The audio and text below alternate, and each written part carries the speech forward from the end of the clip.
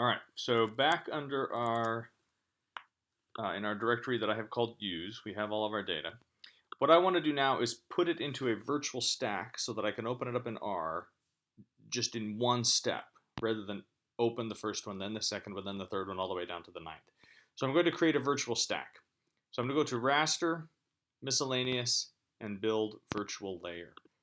So that is going to, it will output just a text file that contains the direction or the file directory path to each of our 9 layers.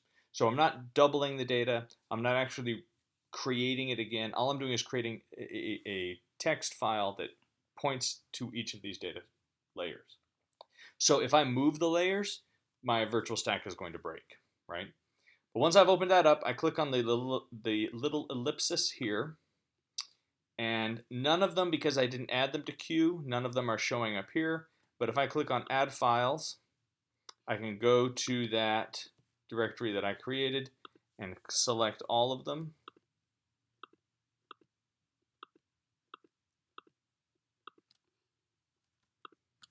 And then click on open. They have now shown up right here, and I have all 9. 1, 2, 3, 4, 5, 6, 7, 8, 9. And click on OK.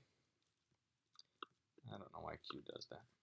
But down here under virtual now, I want to save this as a name that I'll be able to open up somewhere else. So I will say save to file. I'm going to go back to my original, this file that I'm creating called use. And I'm just going to call it very creatively. I will call it virtual stack. And hit save. Now the file is VRT, but this is really just a text file. And when I hit run, it has created that file and it has added it onto queue. So now I can get rid of all of this garbage. I now have, if I take a look at this, a single raster that is 9 layers deep. So it has all of my original data in it. And in fact, if you want, we can go over here to, here's where my virtual stack is. I can open that up in text editor. This isn't important, but you can see all that I have here is a text file that tells the directions of where everything is located. So this first one is my aspect data. And where is the file path? Here's where it's located. Oh, it's relative to where I saved it.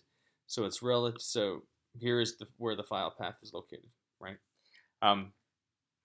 That's not important. What is important is I have now just created a single file that I can now open up in R, and I will open up all 9 pieces of information simultaneously, which is going to save me a lot of time.